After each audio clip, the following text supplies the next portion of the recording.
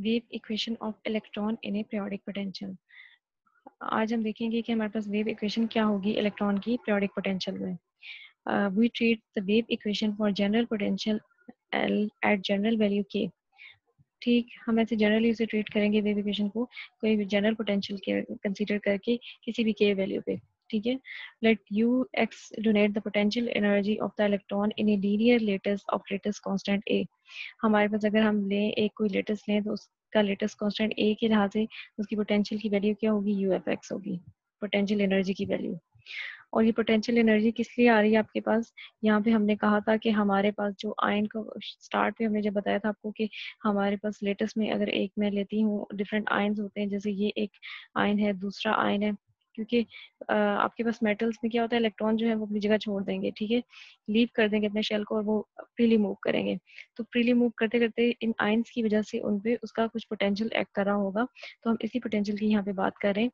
और यहाँ पे हम कह रहे हैं कि हमारे पास पोटेंशियल जो है वो यू ऑफ एक्स से हम डिनोट करेंगे, और पोटेंशियल एनर्जी जो होगी वो इनवेरिएंट होगी। दूसरा, हम अभी तक ये भी पढ़ चुके हैं कि हमारे पास जो पोटेंशियल एनर्जी होती है वो इनवेरिएंट होती है, पीरियोडिसिटीज में आ रही होती है, क्रिस्टल लेटेस्ट ट्रांसलेशन हो रही होती है, और उसमें हमारे पास u as a function of x किसके इक्वल हो जाएगा, u ऑफ x प्लस a के। ये ब्लॉक थ्योरम में हमने इसको प्रूव किया था। A function invariant under a crystal lattice translation may be expanded as a Fourier series in the reciprocal lattice vector G। अच्छा, जो फंक्शन इनवेरिएंट हो, इनवेरिएंट का मतलब है कि चेंज ना हो रहा हो अंडर क्रिस्टल लेटेस्ट ट्रांसलेशन में। जैसे अभी यहाँ पे आपने देखा, जैसे फंक्शन था ये दोनों इक्वल हैं, यहाँ पे इसकी हम ट्रांसलेशन कर रहे थे लेटेस्ट कांस्टेंट ए से, ठीक है, तो अगेन आपके पास वही फंक्शन आ जाता था। ऐसे फंक्शन को हम क्या कहेंगे, invariant. A function invariant under a crystal lattice translation may be expanded as a Fourier series, उसे हम फोरियर सीरीज में एक्सपेंड कर सकते हैं और रेसिप्रोकल लेटेस्ट वेक्टर में। अब देखें कि आपके पास ये क्या होगा, जैसे हमने राइट किया हुआ यहाँ पे, ये आपके पास पोटेंशियल एनर्जी की वैल्यू होगी, ठीक है, हम जी के लिहाज से ले रहे हैं, और हम देख रहे हैं कि हमारे पास ऑफ कोर्स एक जो आप क्रिस्टल लेंगे तो उसमें बहुत सारे लेटेस्ट पॉइंट होंगे, और वहाँ पे इसी तरह रेसिप्रोकल लेटेस्ट वेक्टर भी बहुत सारे होंगे, तो इसलिए हम समेशन की टर्म यूज करेंगे, और समेशन के साथ हमने नीचे क्या लिखा हुआ है, जी। यू क्या है, यू एज और के सब्सक्रिप्ट में जी, यानी यू आपके पास पोटेंशियल एनर्जी है, और ये साथ आपके पास क्या है, एक्सपोनेंशियल टर्म है। तो ये आपके पास क्या है, अभी पोटेंशियल एनर्जी है। और ये आप कौन से केस में ले रहे हैं, जब आप वेव इक्वेशन फाइंड करनी है आपने। और फिर उसके बाद आप देखेंगे कि आपके पास value of the coefficient U J for actual crystal potential tend to decrease rapidly with increasing magnitude of G, यानी जैसे जैसे आपके पास लेटेस्ट वेक्टर जी बढ़ता जाएगा, ठीक है, तो आपके पास पोटेंशियल एनर्जी क्या होती जाएगी, डिक्रीज करती जाएगी। ऑफ कोर्स आपके पास जी की वैल्यू जैसे जैसे बढ़ती जाएगी, तो पोटेंशियल एनर्जी ने क्या करना है, डिक्रीज करना है, ठीक है। और for convenience we have assumed that the crystal is symmetric about x is equals to 0, और x इक्वल्स टू 0 पे आपके पास पोटेंशियल एनर्जी क्या है, 0, यानी उसकी दोनों साइडों पे क्रिस्टल अगर मैं चेक करूंगी तो एक ही जैसे लेटेस्ट पॉइंट के पास वैसा ही रिपीट कर रहा होगा, ठीक है। तो हम अज्यूम करेंगे अपनी आसानी के लिए कि अगर मैं एक कोई रेफरेंस पॉइंट ले लेती हूँ, जैसे x ले लेती हूँ, x से स्टार्ट कर रही हूँ, वो 0 पोजीशन पे है, और वहाँ पे मैं कहती हूँ पोटेंशियल एनर्जी 0 है, तो उसके दोनों साइडों पे हमारे पास पोटेंशियल एनर्जी वेरी करी होगी, और वो पूरा क्रिस्टल जो है, अभी हम के लिए आसानी के लिए हम उसे अज्यूम करेंगे कि वो सिमेट्रिक होगा। Wave equation of an electron the crystal, हम कैसे लिखेंगे, हेमिल्टोनियन एच आपके पास यहाँ पे हेमिल्टोनियन है, ई आपके पास एनर्जी आइगन वैल्यू है, और ये आपके पास वेव फंक्शन है। तो हम पहले देख लेते हैं कि वेव फंक्शन कैसे होगा। वेव फंक्शन जो है वो आप लिखेंगे जो है ऐसे लिखेंगे, ठीक है। अब यहाँ पे वेव फंक्शन जो है वो आप के लिहाज से ले रहे हैं, ठीक है, जैसे रेसिप्रोकल लेटेस्ट वेक्टर के अकॉर्डिंगली हम आप पोटेंशियल एनर्जी ले रहे थे, यहाँ पे आप वेव फंक्शन ले रहे हैं जो के लिहाज से होगा। और सी के आपके पास ब्लॉक फंक्शन में आपने देखा था कि सी हम लेते थे, तो सी एज ए फंक्शन ऑफ के हो जाएगा आपके पास, और यहाँ पे एक्सपोनेंशियल टर्म आ जाएगी, ये आपके पास एक वेव फंक्शन होगा इस केस में, ठीक है। और आपके पास इक्वेशन क्या थी, ये इक्वेशन थी जो है श्रोडिंगर वेव इक्वेशन। अब इसमें देखें आप क्या बता रहे हैं क्वेश्चन में, Equation number 2 is written in the one electron approximation in which the orbital wave function describes the motion of one electron in the potential of ion core and in the average potential of the other conduction electron. यानी equation number 2 जो आप अभी discuss करेंगे, इसमें आप discuss करेंगे एक electron का, कि एक इलेक्ट्रॉन जब मूव करेगा आयन कोर्स के बीच तो उसमें पोटेंशियल की क्या कंट्रीब्यूशन होगी, फिर आप कहेंगे उस एक इलेक्ट्रॉन से बाकी सारे कंडक्शन इलेक्ट्रॉन की कंट्रीब्यूशन बताएंगे और एवरेज पोटेंशियल का बताएंगे। ठीक है, यानी पहले एक को डिस्कस करेंगे कि एक आयन कोर्स के बीच जब जा रहा होता है तो उसे क्या पोटेंशियल फेस करना पड़ता है, और फिर हम देखेंगे कि बाकी के जितने कंडक्शन इलेक्ट्रॉन है उनका एवरेज पोटेंशियल क्या होगा उससे। Wave function psi x may be expressed as a Fourier series summed over all the values of the wave vector permitted by the boundary condition। यानी आपने पहले भी पढ़ा था कि आपके पास ब्रिलियन जोन के लिहाज और वेव वेक्टर के जो है आप उसके अकॉर्डिंगली पहले ले रहे होते हैं। ठीक है, तो यहाँ पे आपके पास वेव वेक्टर जो है वो यहाँ पे समेशन की टर्म आप यूज करेंगे और आपके पास ये बन रहा होगा। ठीक है, ये वेव फंक्शन बन रहा है और इसको आप फोरियर सीरीज में यानी इसका भी हम सम करके बता सकते हैं, जैसे हमने यहाँ सी एक टर्म यूज की हुई है कॉन्स्टेंट्स, और इसके अलावा आपके पास एक्सपोनेंशियल टर्म आ रही है और सबका समेशन है और बाउंड्री कंडीशन के अंदर अंदर ये सारी वैल्यूज अलाउड वैल्यूज होनी चाहिए।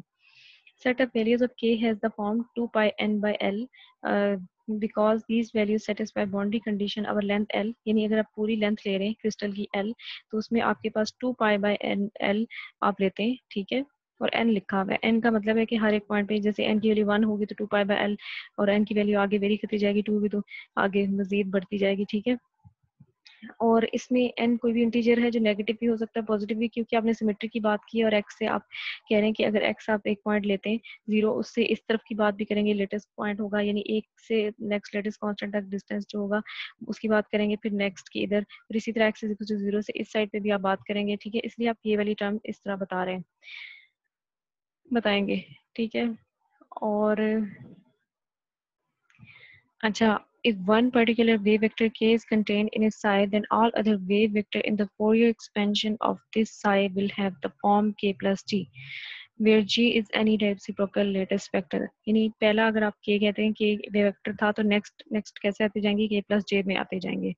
We can label a wave function psi that contain a component k as psi k or equally well psi k plus j, because if k enters the Fourier expansion then k plus t में enter. यानी आपके पास पहला vector क्या आ रहा है, साई के आ रहा है जिसको हम देखेंगे, नेक्स्ट आपके पास psi k plus g and so on आते जाएंगे। ठीक है, और the way vector k plus t running over g are restricted subset of 2 pi n by l होगा। ठीक है, तो इसकी फिगर देख लेते हैं, ये इस फिगर की बात हो रही है। ये देखें फिगर आपके पास बनी हुई है, ये जीरो मेन रेफरेंस पॉइंट जहाँ पे हमने कहा था पोटेंशियल एनर्जी जीरो होगी, फिर नेक्स्ट आपके पास ये के नॉट आया, फिर उसके बाद आप आगे मजीद चले। ठीक है, और फिर इसी तरह आप क्या करेंगे कि यहाँ पे जैसे के नॉट माइनस 2 पाई बाई ए है, यहाँ पे आपके पास के नॉट प्लस 2 पाई बाई ए होगा और सो ऑन। ठीक है, और नीचे की भी आपके पास क्या है 2 पाई बाई एल में आपको बताया, यानी टोटल लेंथ इसकी एल होगी और 2 पाई बाई एल एक से दूसरे तक का डिस्टेंस। अब इसकी एक्सप्लेनेशन थोड़ी सी नीचे पढ़ लेते हैं। Lower point represents values of wave vector K equals to 2 pi n by l, यानी इसकी बात की हुई है। ठीक है, allowed by the periodic boundary condition on the wave function of a ring of circumference L composed of 20 primitive cells। ये आप याद करें कि ब्लॉक थ्योरम में भी हमने इसको रिंग की फॉर्म में करके सपोज किया था कि हमारे पास एक लेटेस्ट पॉइंट से दूसरे तक का कैसे होगा डिस्टेंस। ठीक है, द allowed वैल्यूज जो है वो प्लस माइनस इंफिनिटी तक होंगी, और अपर पॉइंट जो ये लिखे हुए सारे represent the first few wave vector हैं। ये वेव वेक्टर आपको नजर आ रहे हैं कि नॉट, इसका मतलब है वेव वेक्टर होगा which may enter into the Fourier expansion of the wave function है, starting from particular wave vector K is equal to K not से स्टार्ट हो रहा है और फिर आगे आपके पास होता जाएगा। शॉर्टेस्ट रेसिप्रोकल लेटेस्ट वेक्टर आपके पास 2 पाई बाई ए होगा। ठीक है, और फिर आगे आप जाते जाएंगे जैसे मजीद आपके पास ना उसके n की वैल्यू मल्टीप्लाई होती जाएगी जितने जितने आगे रेसिप्रोकल लेटेस्ट वेक्टर। आपको पता है एक से लेकर यहाँ तक अगर मैं कहती हूँ तो ये रेसिप्रोकल लेटेस्ट वेक्टर है, नेक्स्ट इस तरह, तो आप इस तरह सपोज करते जाएंगे। अच्छा, अब अपने वेव इक्वेशन सॉल्व करनी है तो उसके लिए वेव इक्वेशन आपको अब गिवन है जो हमने अभी बताया था। अगेन हम इसमें क्या करेंगे, जैसे ये वेव इक्वेशन थी और आपके पास ये श्रोडिंगर वेव इक्वेशन थी, आपने क्या करना है इस इक्वेशन को इस इक्वेशन के अंदर पुट करना है। ठीक है, तो उसके लिए आप देखेंगे यहाँ तो साइड डायरेक्ट आ जाएगा, यहाँ पे भी डायरेक्ट, यहाँ पे इसका डेरिवेटिव लेना पड़ेगा। ठीक है, वो भी डबल डेरिवेटिव, तो हम अब इसको कर लेते हैं सॉल्व। उसके लिए क्या करेंगे, हम पहले हमने डेरिवेटिव लिया इस वेव फंक्शन का, सी के ऐसा कैसा आ गया एक्सपोनेंशियल टर्म का क्या आ जाएगा, आयोटा के और एक्सपोनेंशियल टर्म वैसे के साथ, तो ये आपके पास आ गया। अगेन इस टर्म का सेकंड डेरिवेटिव लेंगे तो क्या हो जाएगा कि सी के आयोटा के तो पहले ही था, तो दोबारा डेरिवेटिव लेने की वजह से एक आयोटा के और आ गया और एक्सपोनेंशियल टर्म वैसी की वैसी साथ।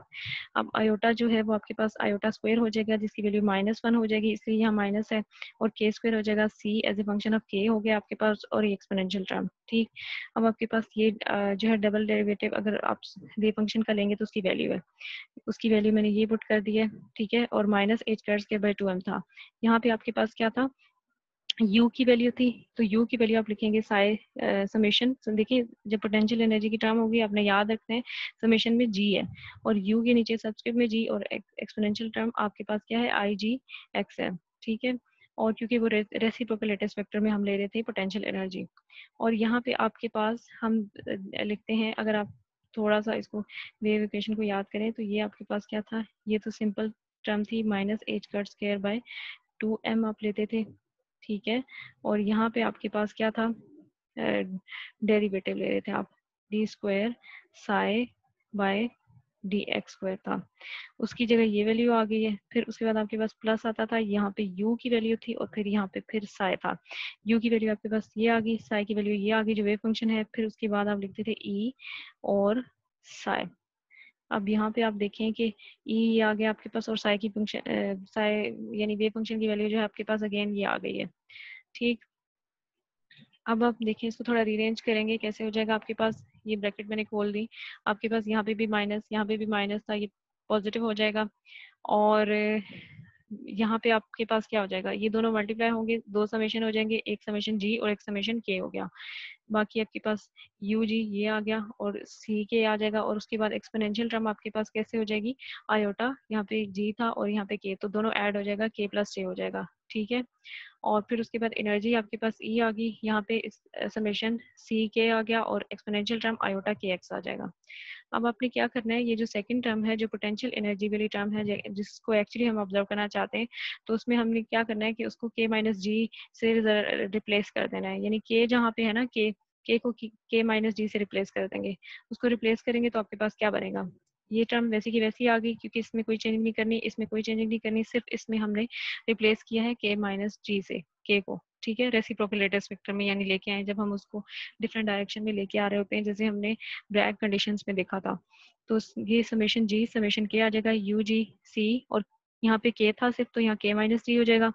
ये देखें यहाँ पे सिर्फ आपके पास के था, तो यहाँ पे के माइनस डी हो गया, और एक्सपोनेंशियल टर्म में आपके पास क्या हो जाएगा, आयोटा के माइनस जी, यानी के की जगह के माइनस जी लिख दिया, और फिर प्लस डी तो ऑलरेडी वहां पे था।